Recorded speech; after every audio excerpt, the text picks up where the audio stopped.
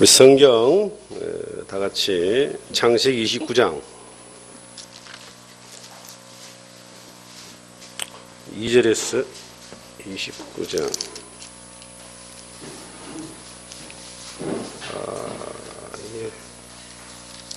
잘못됐습니다. 창세기 39장입니다. 치기를 잘못 쳤네요. 죄송합니다. 창세기 39장입니다. 2절에서 3절 제가 읽겠습니다. 여호와께서 요셉과 함께 하심으로 그가 형통한 자가 되어 그의 주인 애굽 사람의 집에 있으니 그의 주인이 여호와께서 그와 함께 하심을 보며 또 여호와께서 그의 범사에 형통하게 하심을 보았더라. 아멘. 창세기 39장 2절 3절을 통해서 여호와께서 함께 하심이라는 주제로 오늘 주일 말씀 함께 나누기를 원합니다. 이 내용은 요셉에 관한 내용입니다. 우리가 너무나 잘 아는 대로 요셉은 야곱의 11번째 아들로 태어나서 배다른 형들에게 핍박을 받게 되죠. 아버지의 사랑을 너무 독차지하다 보니까 형들의 시기와 핍박을 당해서 죽임을 당할 뻔했다가 정말 구사일생으로 살아서 미디안 상인에게 팔려 애굽의 보디발이라고 하는 그 사람의 집에 종으로 팔려갑니다. 그런데 그 종으로 팔려간 이 요셉에게 어떤 일이 벌어졌냐면은 하나님이 그와 함께 하심으로 여호와께서 요셉과 함께 하심으로 그리고 그 결과가 뒤에 보니까 범사에 형통하게 하심을 보았더라. 누가 봤느냐? 그 요셉의 주인 보디발이 볼 때 종으로 팔려온 이 사람이 하는 행동들을 보니까 모든 일에 형통함이 있는 거예요. 하나님의 특별한 은혜와 복이 있는데 그 이유가 어디에 있는가?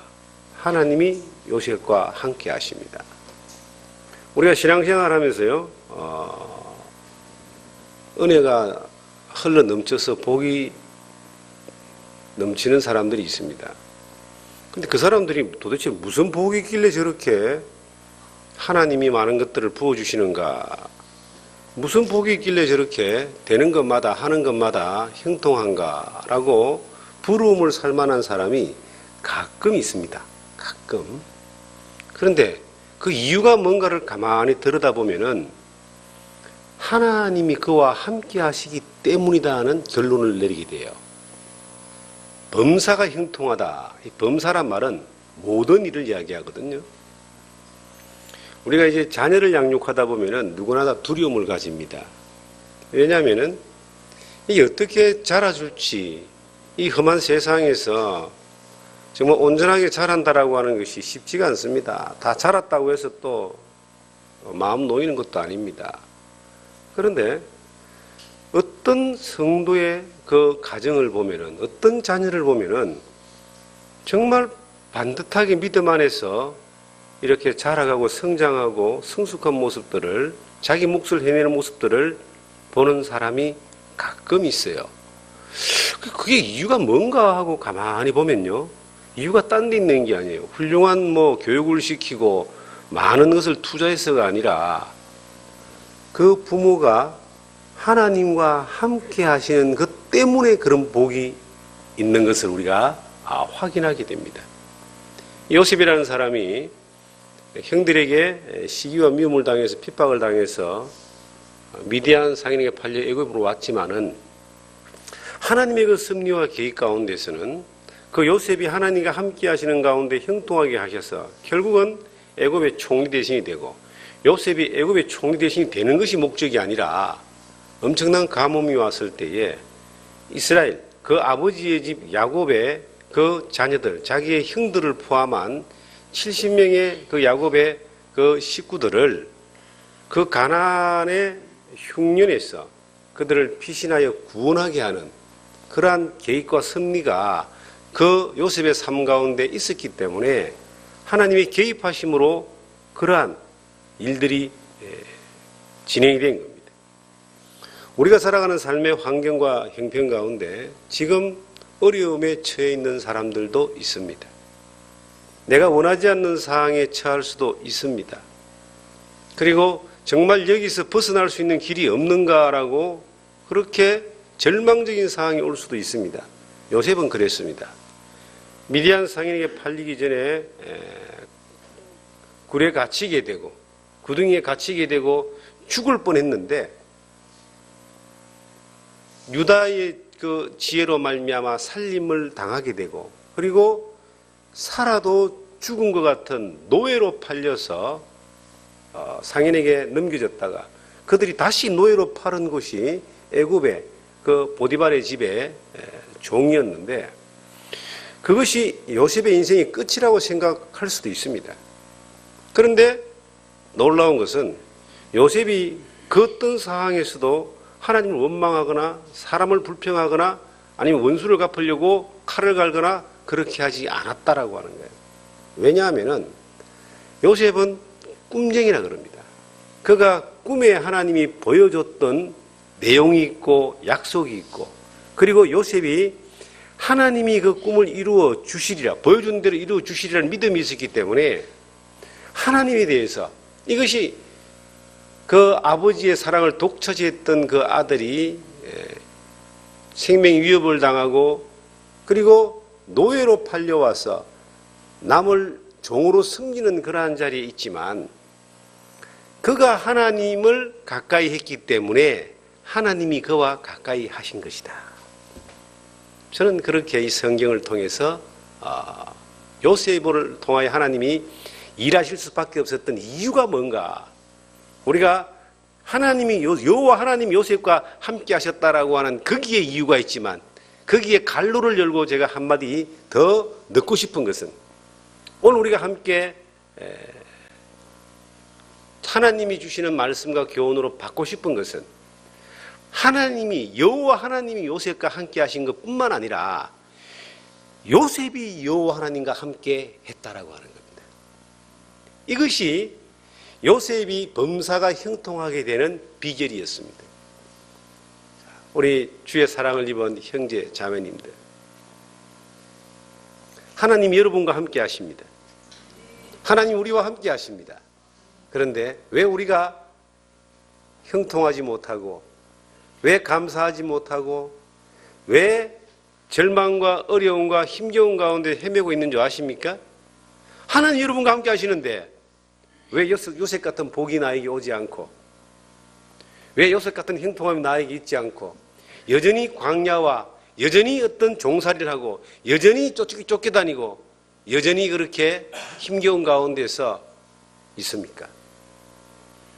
저는 이유가 하나님이 여러분과 함께하지 않아서가 아니라 여러분이 하나님과 함께하지 않기 때문에 그런 겁니다.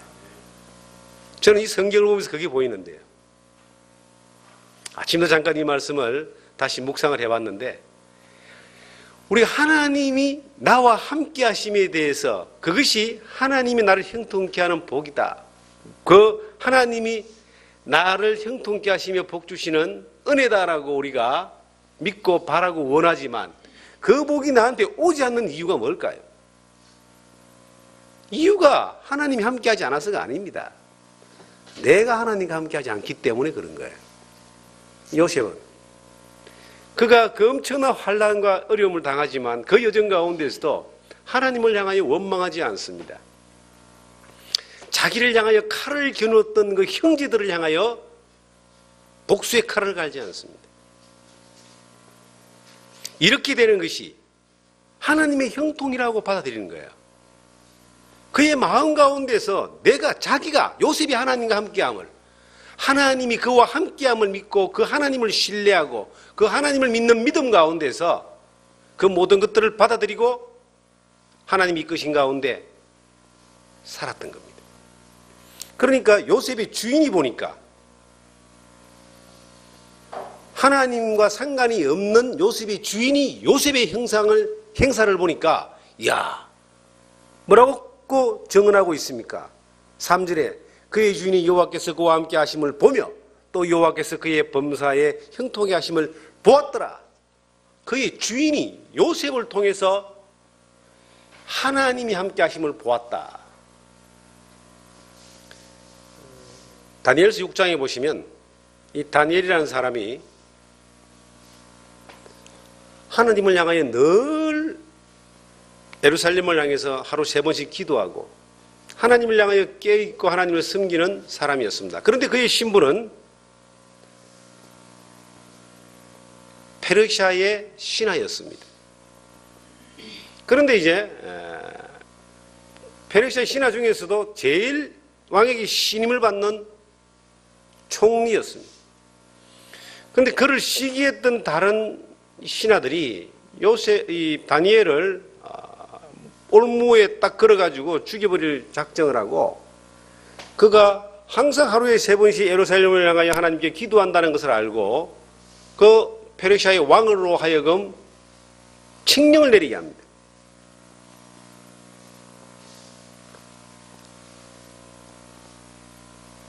왕 외에는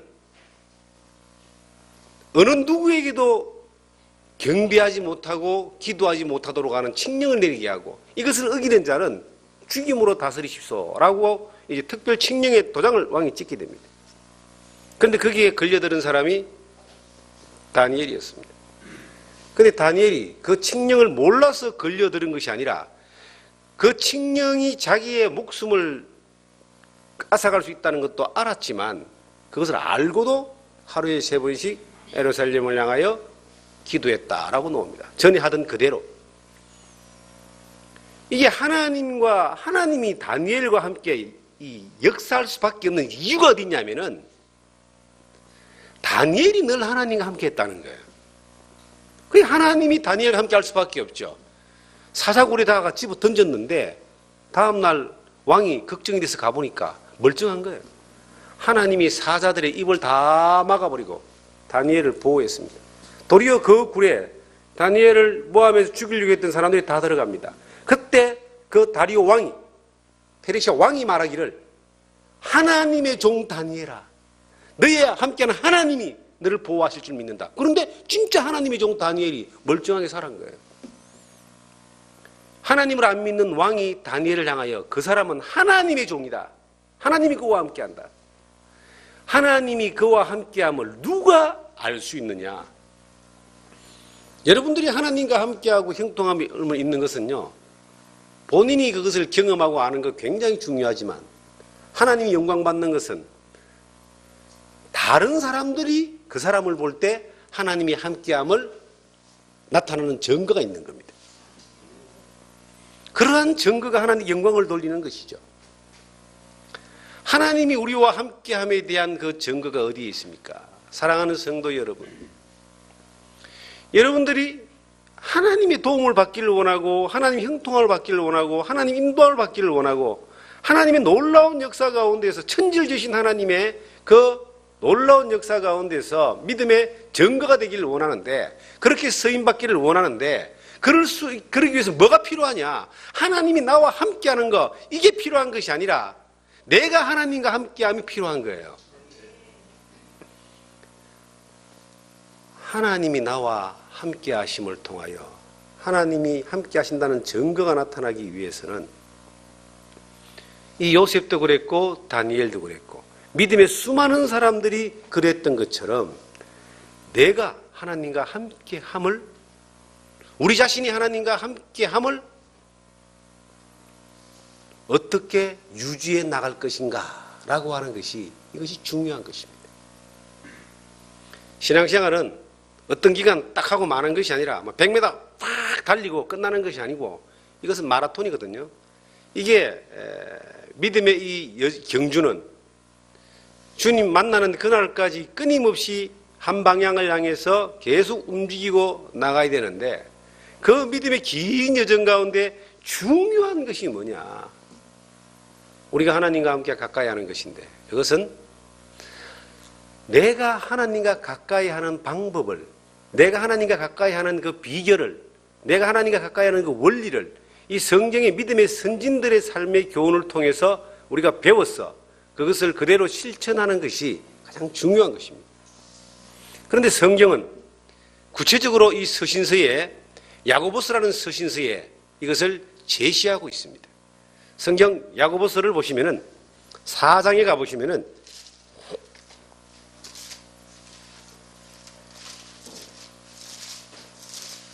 야고보서 4장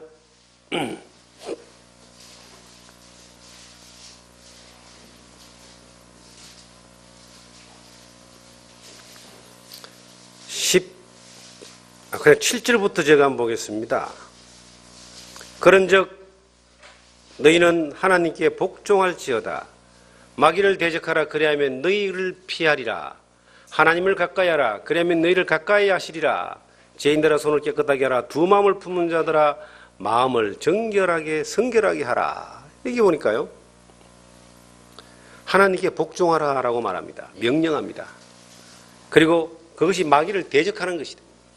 그리고 하나님과 가까이 하라 그럽니다. 그러면 하나님이 너희를 가까이 하실 것이다. 우리가 하나님 앞에 복종하라. 이것이 하나님과 가까이 하는 것에 대한 비결이다.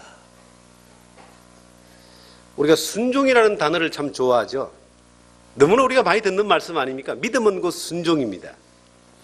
그런데 성경은 순종을 넘어서 있는 더 강력한 단어가 하나 있는데 그게 복종입니다.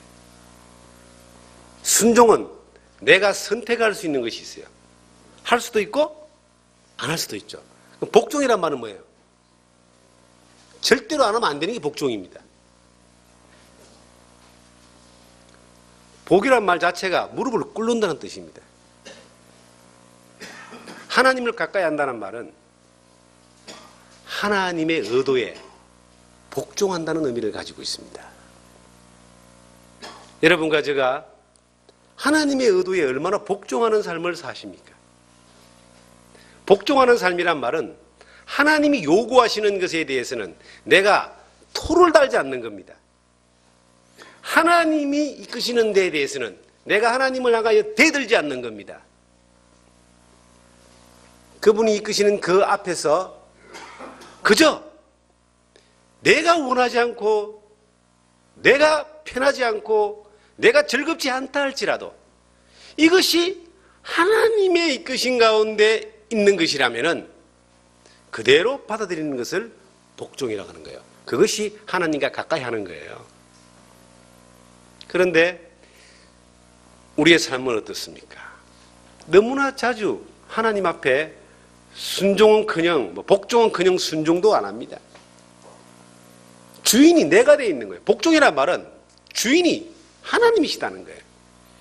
그러니까 하나님이 원하시는 대로 따르겠다는 게 복종인데 늘 하나님과 우리는 맞짱을 뜨려고 하는 거예요. 하나님하고 거래를 하려고 하는 겁니다. 하나님하고 딜을 하는 거예요.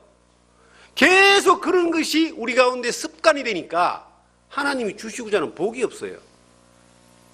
내가 지금 어려운 길로 하나님이 인도하신다 할지라도 그 어려운 길 너머에 있는 하나님의 계획하신 정말 형통한 길이 있는데 우선 내 앞에 있는 어려운 것 때문에 이것이 나에게 감당이 안 되기 때문에 하나님에 대한 그 요구에 대해서 복종을 하지 않는 겁니다. 그러니까 그 다음에 준비된 것도 하나님이 줄 수가 없어요. 형통이 없잖아요. 만약에 요셉이 그 미디안 형들에게 죽임을 당했다가 미디안 사람에게 팔렸다가 그리고 보디바리 집에 팔려갈 때 이것이 하나님 앞에서 이끄심이라는 그 복종하는 마음이 없었다면은 도망을 갔든지 어떤 면에서는 스스로 목숨을 끊을 수도 있지 않았겠냐는 생각을 해봅니다. 그 아버지의 사랑을 독차지하던 그 왕자 같은 그러한 대우를 받던 사람이 일개 노예로 변해가지고 질질 끌려다니면서 따뜻한 밥 먹었던 사람이 식은 밥을 얻어먹는 그러한 처지가 됐는데 삶을 비관하고 절망하지 않았겠습니까? 그런데 요셉은 그러지 않았다는 거예요. 이렇게 하신 것도 하나님이 하신 것이다. 그게 하나님과 가까이 하는 거예요. 복종하는 거. 그러니까 하나님이 그와 뭐 했다? 함께 하심으로 그를 형통하게 했다. 하나님의 의도와 하나님의 계획을 그 사람을 통해서 하나님이 이루어 주셨다. 나는 믿음 안에 사는 많은 사람들이 하나님 앞에 쓰임받고 싶다는 그러한 거룩한 열망을 가진 것을 많이 봅니다. 열망은 많은데 한 번도 쓰임받는 적이 없는 사람들을 저는 많이 봤습니다. 왜일까요? 복종할지 모르기 때문입니다. 하나님과 가까이 한다는 그 의미 자체가 그냥 가까이 붙어 있는 게 그게 가까이 하는 겁니까? 하나님이 가까이 쓸 수 있는 사람이에요. 하나님의 의도를 그 사람에게 이룰 수 있는 사람입니다. 어떤 사람을 하나님이 쓰시겠냐? 우리가 어떤 일을 하는데요, 사업을 한다 봅시다. 사업을 하는데 어떤 사람에게 중요한 일을 맡길까요? 늘 속이고 거짓말하고 눈치 보고 게으름 피우고 자기 중심으로 살고 이런 사람한테 여러분들은 중요한 일을 그 사람에게 맡기겠습니까? 여러분들이 오너라면은 그런 사람에게 내 중요한 일을 맡기겠습니까? 아닙니다. 충성스러운 사람에게 중요한 일을 맡겨요. 군대 가면요, 예? 그 사령관이 있으면 부관이 있습니다. 부관. 그리고 밑에 참모들이 있어요. 그런데 그 사령관이 어떤 사람을 자기의 참모로 맡기겠어요? 전쟁터 나가면은 내 등 뒤에서 나를 지켜주는 사람이 부관이고 참모고 그런 사람들인데, 그런데 늘 배신이나 때리고 명령을 하면은 말이나 듣지 않고 사고나 치는 사람을 중요한 자리에 맡기겠습니까? 그런 사람은 있어도 되고 없어도 되는 자리에 그냥 내던져 버리는 거죠. 하나님도 마찬가지예요.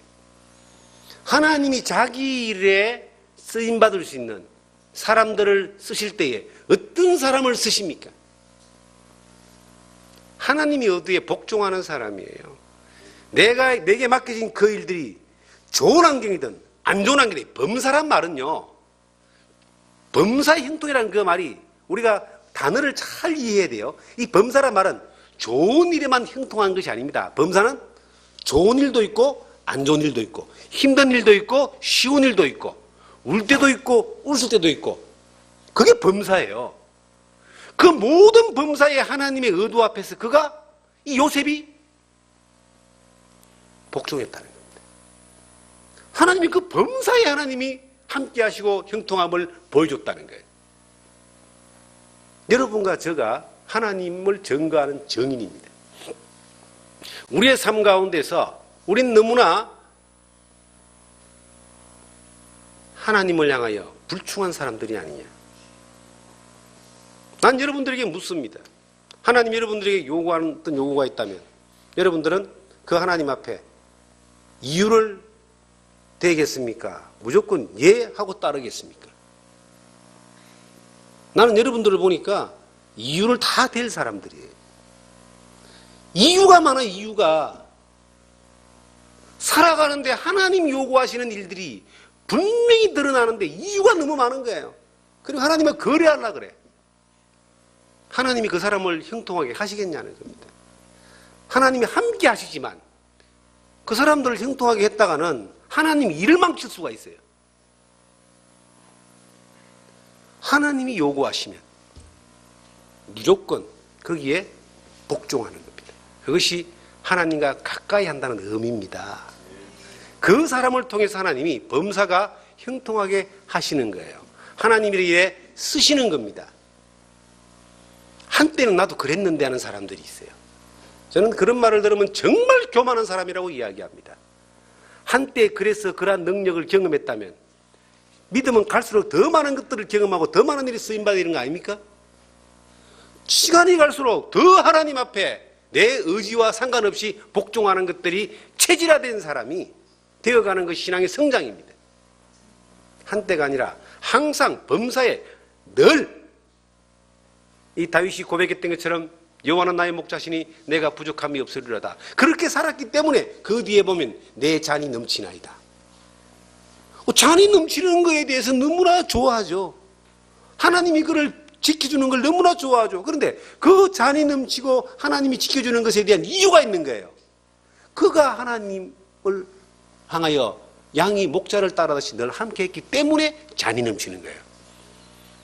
우리는 결과만 바라보고 그 결과의 열매만 따먹으려고 계속 하나님을 향하여 그렇게 몸짓을 하고 하나님을 향하여 애교를 떨읍니다. 날 좀 잘 봐달라고. 근데 하나님은 그 결과를 따먹는 것이 아니라 그 과정을 중요시기는 거예요.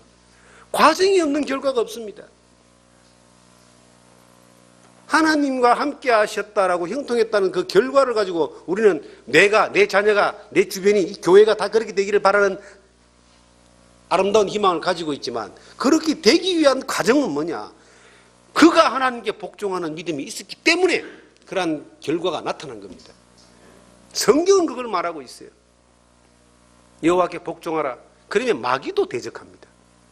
마귀도 어떻게 하지 못하는 사람이 어떤 사람이냐? 하나님께 복종하는 사람이에요. 하나님과 가까이 하는 사람은 마귀도 어떻게 못합니다.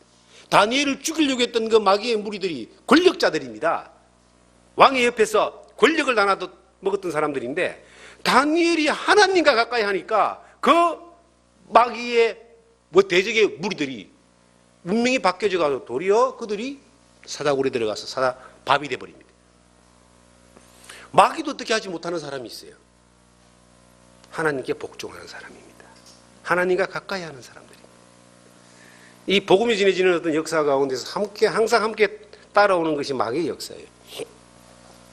그 마귀의 역사를 이길 수 있는 그러한 비결이 뭘까요? 마귀가 역사하는 거 우리는 막지 못합니다. 지가 알아서 하는 거니까. 2000년 교회 역사 가운데서 끊임없이 복음 역사와 더불어서 마귀 역사를 함께 했습니다. 그런데 그 마귀의 역사를 이길 수 있는 유일한 비결이 뭔가? 우리가 하나님께 복종하는 겁니다.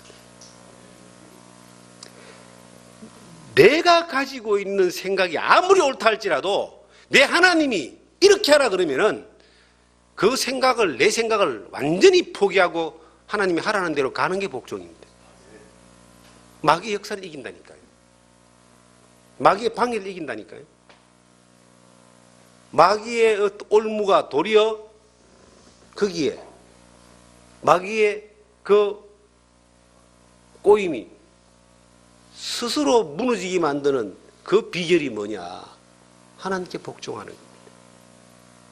저는 이 성경을 보면서 참 마음 안에 묵상하며 새기는 것은 그렇다.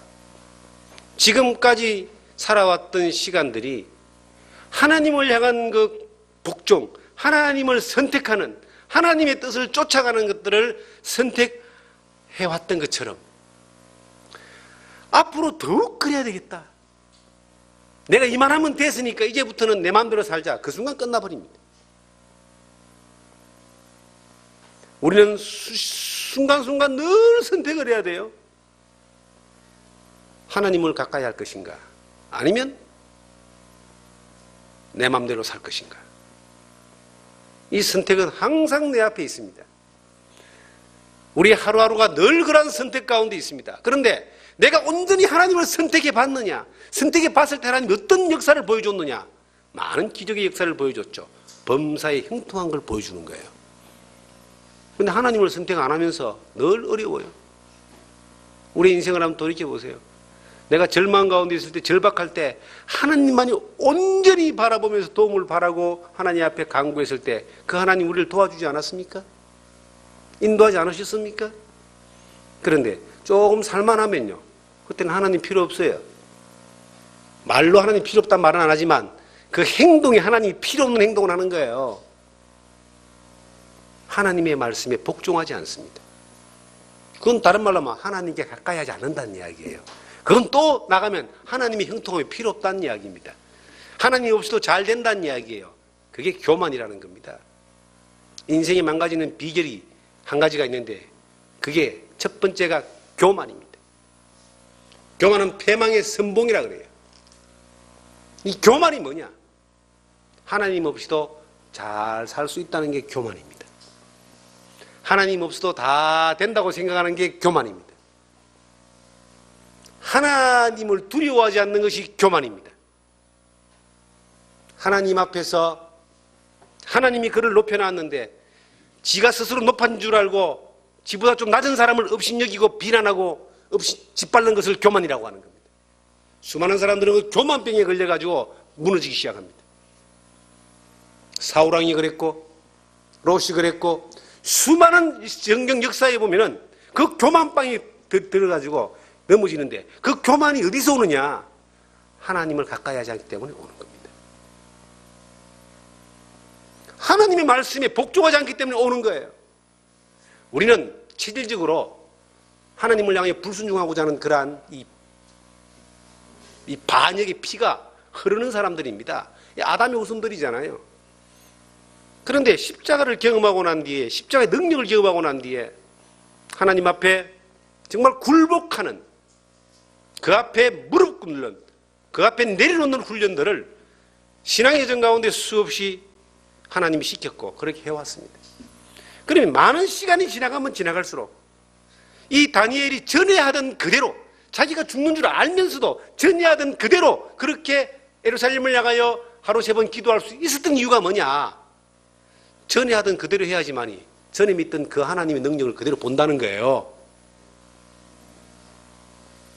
내가 나를 구원하신 그 하나님의 능력이, 나를 인도하신 그 하나님의 능력이 오늘도, 아니 어떤 위기 상황에서도 형통함으로 갈 수 있는 비결이 뭐냐? 내가 전에 경험했던 그 하나님의 능력을 따라 그대로 하나님께 복종하면 됩니다. 세상에 하나님이 못할 일이 어디 있습니까? 우리가 살아가는 삶이 하나님이 허락하신 은혜 가운데 살아가는 삶의 과정 가운데 있다면 우리가 당하는 모든 일들도 하나님의 손길 가운데 있습니다. 그럼 그 모든 계획 가운데 하나님은 내가 지금 부딪히고 있는 큰 벽 앞에서 이 벽이 결론이 아니고 끝이 아니고 벽 너머에 있는 하나님의 기적과 능력을 보여주길 원하시는데 벽 앞에서 무너지는 거예요. 왜 무너집니까? 하나님의 방법을 따르지 않기 때문에 무너지는 거예요. 하나님의 방법을 따라 보세요. 그것이 어떤 방법이든 간에 내 앞에서는 벽이지만 하나님 앞에서는 그 벽이 길이 될 수도 있는 겁니다. 하나님 앞에 복종하자. 이것이 하나님과 가까이 하는 것이다. 조금 이제 살만하면요, 지 잘나서 다 된 걸로 생각합니다. 우리 애들 키워보면 그러잖아요. 저도 옛날에 뭐 그런 마음이 없는 건 아니었지만은 내가 클 때 제가 우리 애들을 키워보면서 이제 다 컸잖아요.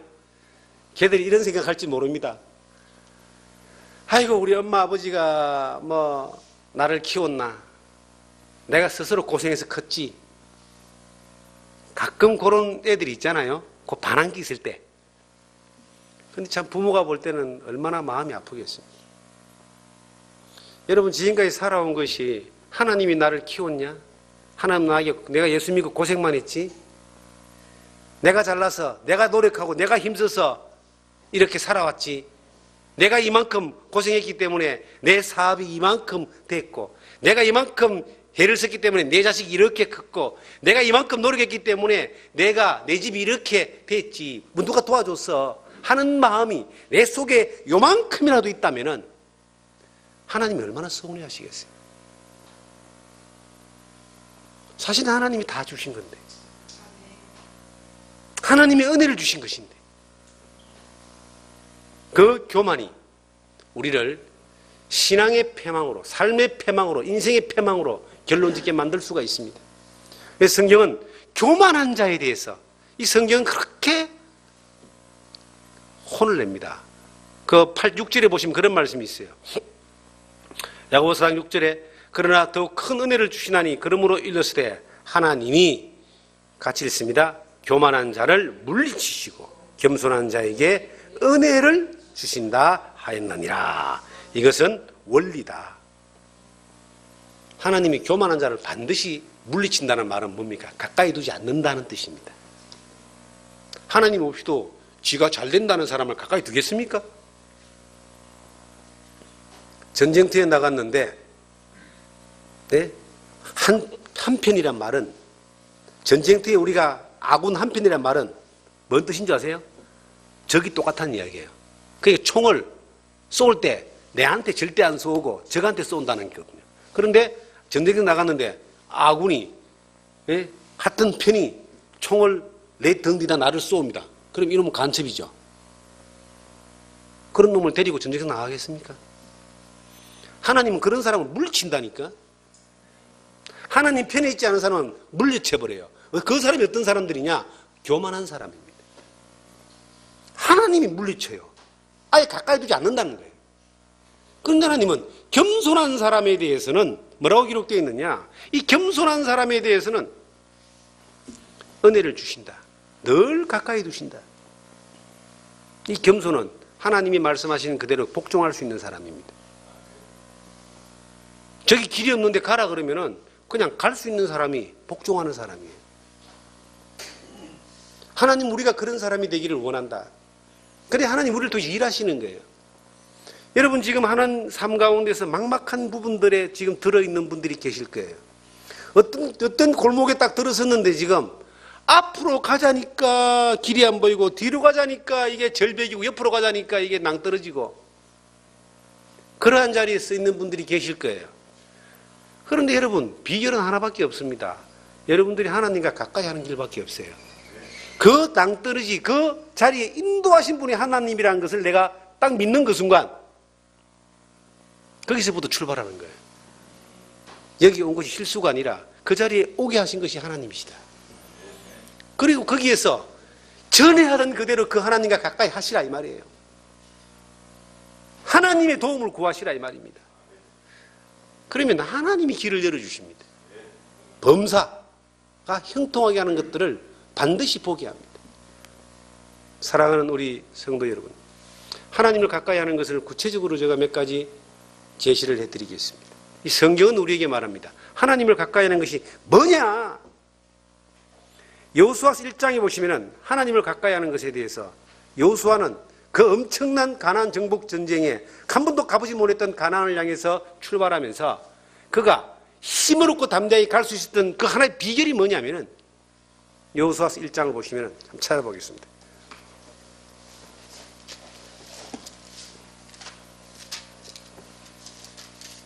8절을 보시면 정말 유명한 말씀이죠.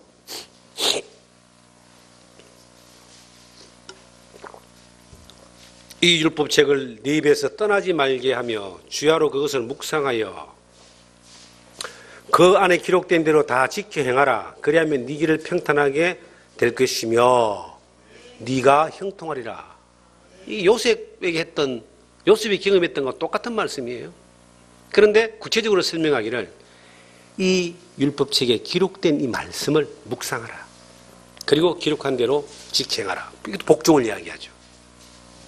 그러면 네가 평탄하고 형통할 것이다. 어떤 전쟁도 이길 수 있는 비결이 어디에 있느냐? 전쟁의 기술을 배우는 것이 아니라 전쟁의 주인이신 하나님을 믿는 겁니다. 하나님의 말씀을 가까이 하십시오. 나는 우리 성도님들이 성경을 많이 읽고 묵상하는 것을 참 귀하게 봅니다. 훈련이 됐잖아요. 잘하고 계신 것에 대해서 너무나 감사하게 생각합니다. 그런데 그 성경을 묵상하십시오.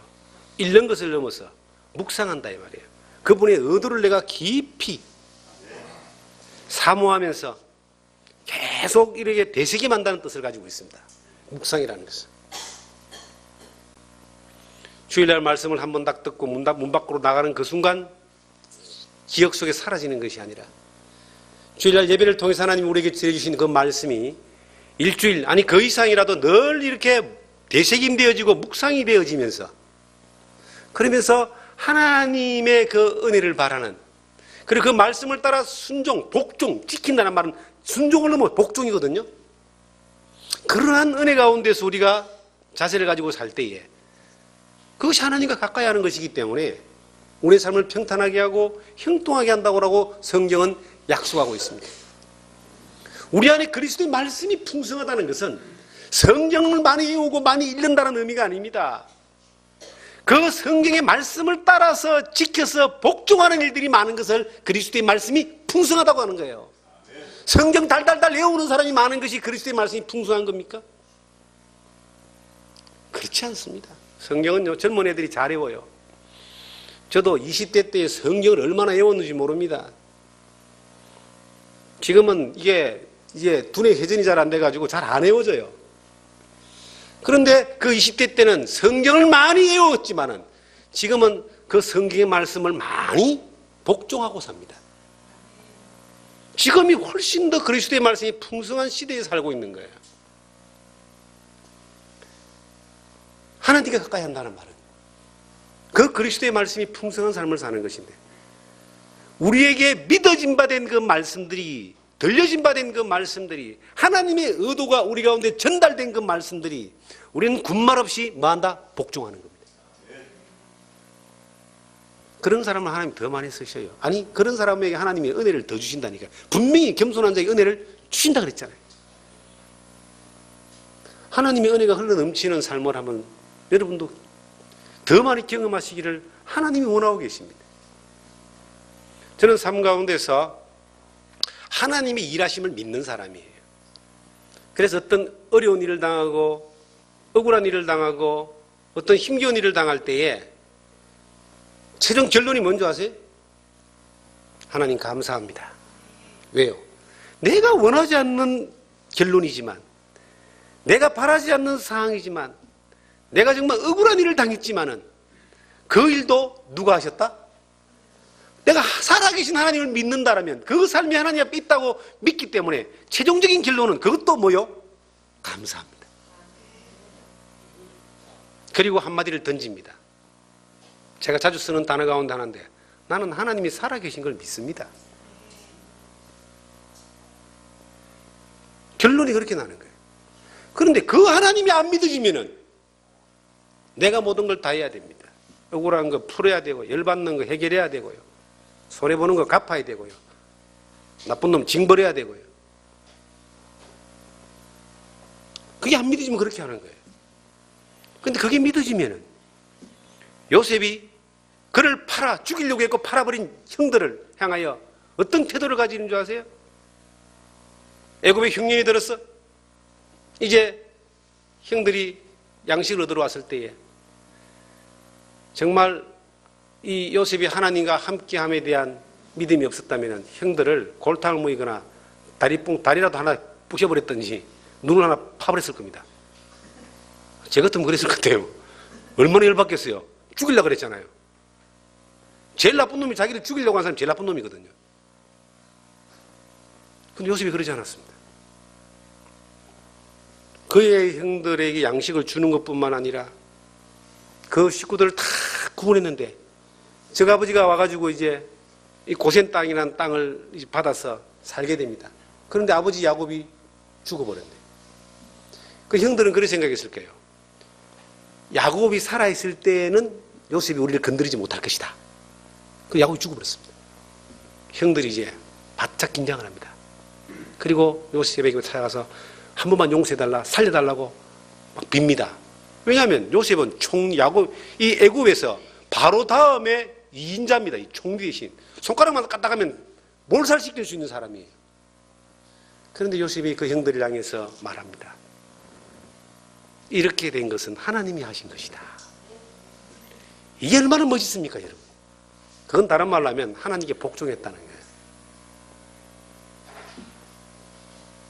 그런 사람에게 하나님은 은혜를 줄 수밖에 없습니다. 여러분도 지금 혹시 억울한 일을 당하지 않습니까? 막다른 골목에 지금 딱 처해 있지 않습니까? 하나님이 나와 함께 하심을 믿는다면 여러분들이 그 자리에서도 하나님과 함께 하십시오. 그러면 하나님의 형통함을 분명히 보게 됩니다. 하나님이 일하심을 반드시 보게 됩니다. 그리고 여러분들이 보는 그 말씀들 많이 묵상하세요. 그 말씀을 묵상하고 지키세요. 타협하지 말고 뺀질거리면서 그 말씀을 향해 등을 돌리지 말고 그냥 받아들이고 복종해보세요. 하나님이 어떤 일을 하시는지. 그 하나님과 가까이 한다는 말은 하나님의 말씀이 풍성한 삶을 사는 것입니다. 그 말씀을 또한 우리가 반드시 정말 지켜내는 사람들이 돼야 된다. 하나님이 가까워한다는 게 뭡니까? 이 성경에 하나님께 기도하는 겁니다. 하나님과 대화하는 겁니다. 하나님과 기도할 때 소리내서 기도할 필요가 있습니다. 소리 내면 옆에 사람 힘들어하면 그건 안 되겠지만 조용히 우리가 조용히 내 아버지하고 대화하듯이 기도해 보세요. 종종 신앙 복음을 깨닫지 얼마 안 되는 분들이나 신앙생활 얼마 안 하신 분들은 기도를 어떻게 하느냐라고 물어보는 사람이 있습니다. 그런 질문을 많이 받습니다. 그냥 아버지하고 대화하듯이 하세요. 그러나 성경에 말하는 기도의 순서들이 있습니다. 하나님을 찬양하고 영광을 돌리고, 그리고 이제 우리가 회개하고 자백하고 회개하고, 그리고 간구하고 중보하고 예수 이름으로 기도한다고 아멘하는 그러한 성경에서 말하는 어떤 기도에 대한 하나의 순서들이나 방법들은 있지만, 그것은 방법에 불과한 것이고 더 중요한 것은 내 아버지하고 대화를 나누는 겁니다. 그분과 가까이 있는 겁니다. 그분과 친밀하게 있는 겁니다. 그분이 나를 아시는 것뿐만 아니라 내 기도를 들으십니다. 내 이름을 구하라. 그러면 받으리니 너희 기쁨이 충만하리라고 약속하신 그 약속을 믿고 그냥 기도하는 거예요. 하나님과 연애를 해봐라. 우리 하나님 사랑하잖아요. 기도는 하나님과 연애하는 거예요. 연애를 안 해본 사람은 이해를 못하겠지만 연애를 해본 사람은 연애가 얼마나 좋은데요. 눈만 뜨면 보고 싶잖아요. 그죠? 연애 해본 사람이네, 웃는 거 보니까. 좋은 것만 있으면 나누고 싶잖아요. 이쁜 것만 보면 갖다 주고 싶잖아요. 그렇게 연애하는 마음으로 하나님하고 연애하는 감정을 가지고 이게 지내는 것이 기도하는 겁니다. 늘 보고 싶고 말하고 싶고 전해주고 싶고 알려주고 싶고 그리고 도움을 청하고 싶고 도와주고 싶고 하나님하고 연애하는 거예요. 기도하는 것이. 늘 가까이에서 하나님 나 아시죠? 뭔 순서가 필요합니까? 아버지하고 아들하고 이야기하는데 뭔 순서가 복잡한 순서가 그리 많이 필요합니까? 순서보다 더 중요한 게 관계잖아요. 관계만큼 중요한 게 친밀감입니다. 연애하는 마음. 하나님을 사랑하라 그러잖아요. 사랑이 연애잖아. 어려운 거 아닙니다, 여러분. 그 마음이 그러한 자세가 하나님과 가까이 하는 것이다. 그 하나님께서 우리의 기도를 들을 준비가 되어 있습니다. 우리의 마음과 생각을 하시는 그 하나님이 우리의 필요마저도 알고 계십니다. 여러분과 제 삶 가운데서 그 하나님께서 얼마나 우리를 사랑하시는지, 십자가에 죽어주기까지 사랑하신 그 하나님께서 우리의 삶 가운데서 우리의 그 기도를, 우리의 소원을 반드시 하나님이 들어주십니다. 저는 이 성경을 보면서요, 하나님을 그 사랑하는 그 방법 가운데 하나가 기도인데, 그 사랑하는 방법 가운데 하나가 계속 반복되는 단어가 나와요. 반복되는 단어가. 그게 요한복음 14장을 보시면 한번 찾겠습니다. 얼마나 중요하면 여기저기 계속 반복을 하는 거예요. 14장 21절을 보시면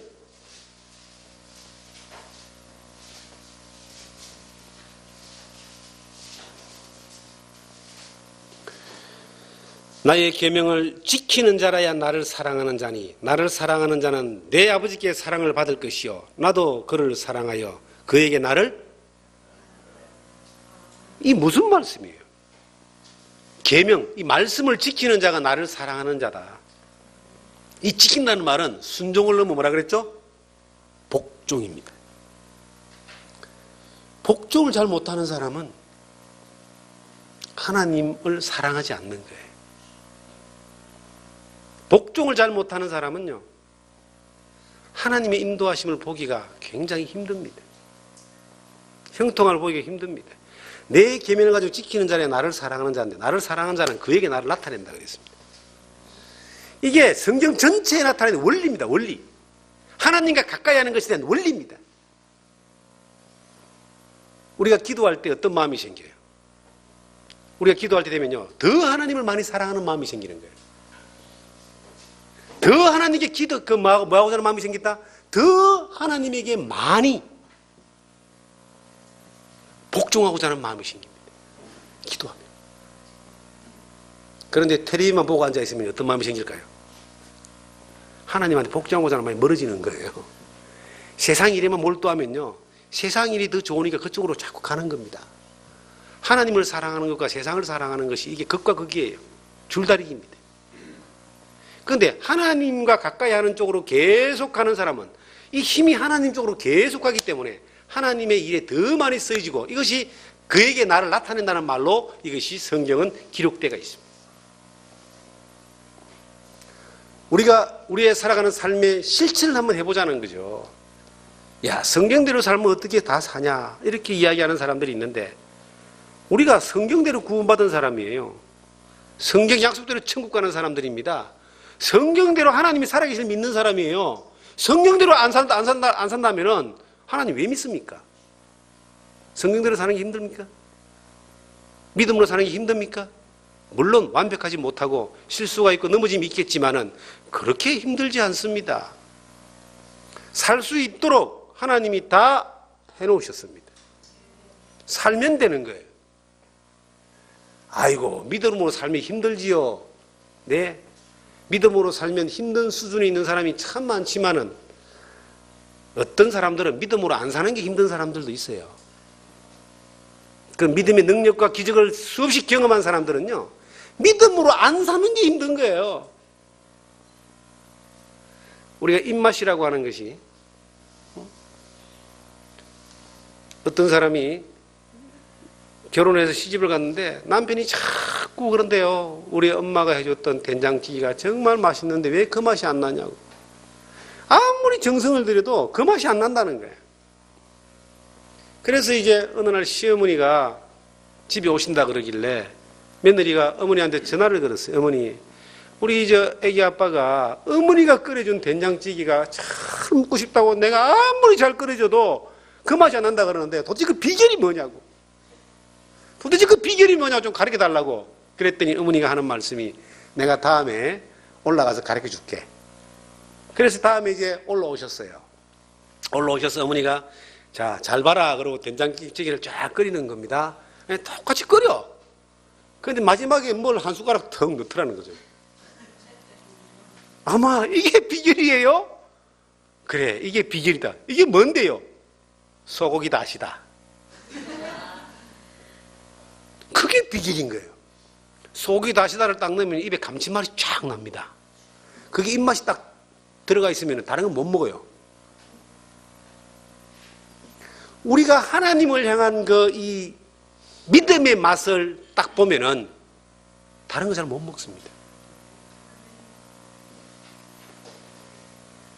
여러분과 제가 믿음의 맛을 잘 못 보고 그 가치를 잘 모르니까 그 믿음이 아닌 것에 대해서 이 맛이 길들여져 있는 거예요. 정말 이 천연 조미료의 맛이 아니고 소고기 다시다에 그냥 맛이 길들여져 가지고 진짜를 잘 모르는 겁니다. 진짜를 쫓아갈 수 있는 그러한 지혜가 우리 가운데 있어야 되는데, 이 성경은 뭐라고 말하고 있는가? 나의 계명을 가지고 지키는 자라야 나를 사랑하는 자다. 지킨다는 말을요, 좀 강하게 표현해서 지킨다, 복종하는 자라는 뜻입니다. 이것이 하나님과 가까이 하는 거예요. 하나님을 사랑하는 거예요. 하나님이 그를 가까이 하는 사람이에요. 하나님이 그를 쓰는 사람이에요. 이 성경의 신구약 전체에 나타나 있는 모든 믿음의 사람들이 적용했던 절대적인 원리입니다. 우리가 그 원리를 따라서 가야 되지 않습니까? 성경에 이 하나님과 가까이 하는 것에 대해서 반대되는 말이 뭐냐면은 조금 전에 말씀드린 대로 교만한 것이고, 그 두 번째 그 뒤에 나와요. 야고보서 다시 가보시면은 뭐라고 나와 있냐면은 성경에 기록하기를 8절을 보겠습니다. 8절을 보시면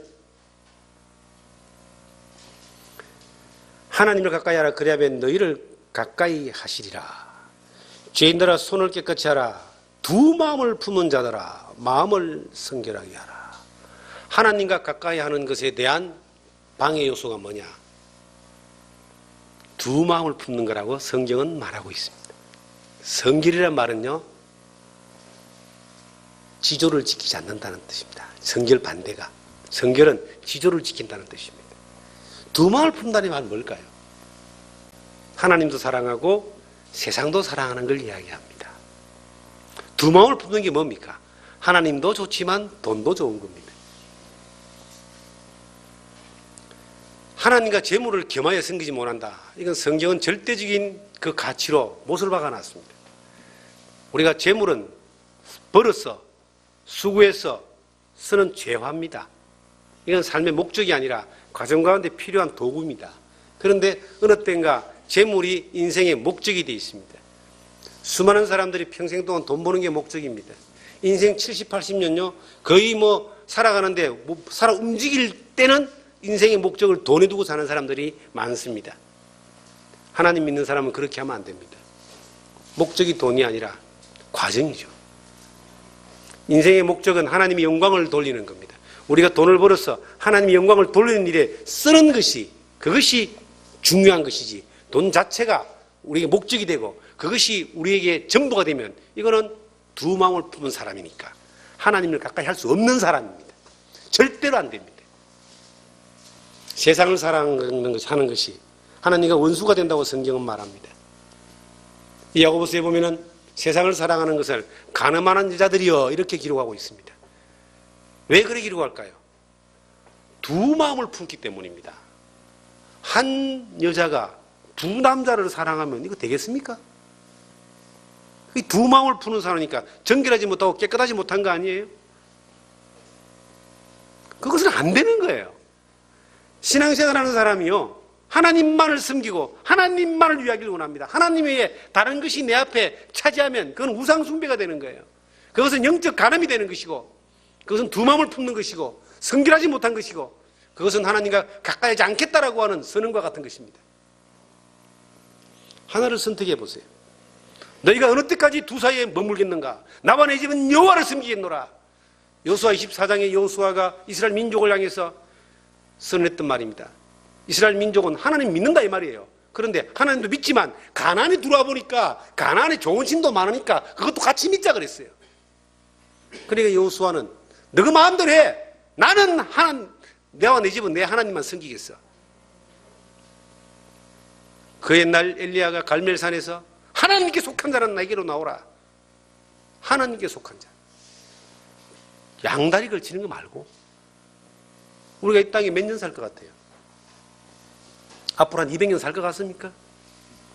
앞으로 200년 사는 게 보장되어 있으면 저는 200년이 좀 짧은 세월이 아니니까 대충 살다가 세상 맛도 보고 말입니다. 그렇게 좀 살 것 같아요. 그런데 200년 못 삽니다. 앞으로 우리가 뭐 잘 살아봐야 한 30년 정도 안 살겠습니까? 근데 그 이후에 주님 앞에 서게 되면은 영원히 살게 되는데, 영원한 내 아버지 하나님이, 그 내 주님이 내가 앞으로 30년 남은 살은 이 시간들에 대하여 결산하고 계산할 때에, 야, 내가 너를 위해 십자가에 피 흘려 죽어주고, 너를 사랑하고, 너에게 뜻을 두고, 너를 통해서 하나님 일을 맡겼는데, 너는 지금까지 그렇게 양다리 걸치고 두 마음 품고 세상에 쓰여지는 거 좋아하고 그렇게 살다가 왔냐? 이렇게 말한다면 얼마나 부끄럽겠습니까? 그 부끄러움도 영원히 가는 거예요. 그러고 싶지 않다. 우리 모두가 하나님 앞에서 두 마음을 품지 말자. 정말 하나님이 우리에게 말씀하시기를 성결하라. 성결이 뭐예요? 이스라엘 민족의 제사장은요, 머리에 띠를 띠는데, 관에 여호와의 성결이라고 하는 관을 씁니다. 모든 사람이 볼 때 하나님 편에 구별되어 있다 이 말이에요. 성결이란 말은 섞이지 않는다. 짬뽕시키지 않았다는 거예요. 세상과 믹스되지 않고 하나님만을 위해서 구별된 사람, 이걸 성결이라고 하는 거예요. 이것이 여호와를 가까이 하는 사람, 하나님을 가까이 하는 사람의 태도입니다. 견문질하지 않는다. 오직 하나님이 말씀한 길로 가겠다. 우리 의식이 언젠가부턴가 이 세상은 적당한 걸 좋아합니다. 적당한 걸 좋아하는 그 혼합주의적인 어떤 그런 의식에 빠져가지고 하나님은 오직 한 분이시고 하나님만의 방법으로 살아가야 된다고 요구하는 그 요구마저도 적당하게 믹스시켜 살고, 성경은 그렇지만 믿음은 그렇지만 세상은 어떻게 그렇게 살아? 적당히 살지. 적당하게 사니까 두 마음을 품은 적당한 종교인으로 살다가 가는 겁니다. 하나님의 능력과 기적을 보지 못하고, 하나님의 형통함과 역사를 보지 못하고, 하나님이 일하시면 보지 못하고, 하나님이 일하여 쓰임받지 못하고, 그냥 그렇게 가는 거예요. 그런데 성경은 적당한 것이 아니라 주님이 나를 위해서 죽어줄까지 사랑했는데 우리 또한 그 주님을 향해서 구별되기를 원한다. 하나님을 가까이 하십시오. 그러면 하나님이 가까이 하시는 가운데 놀라운 기적과 능력을 보게 됩니다. 내가 내 인생을 살아가는 데에 하나님의 도우심이 절대적으로 필요하다면 내가 하나님 앞에 하나님을 가까이 하십시오. 그래야지 그 하나님의 도우심이 절대적으로 나한테 나타나게 됩니다. 그런데 신앙생활을 하면 할수록 이 절대적인 어떤 가치가 무너지기 시작하는 겁니다. 여기에 타협하고 저기에 타협하고, 응? 그렇게 이것저것 믹스하다 보면은 두 마음을 품은 사람이 아니라 세 마음, 네 마음 품은 사람 되는 거예요. 하나님 앞에 줄 마음이 없어요. 하나님은 우리에게 일부가 되기를 원하지 않습니다. 하나님 우리의 뭐죠? 전부입니다.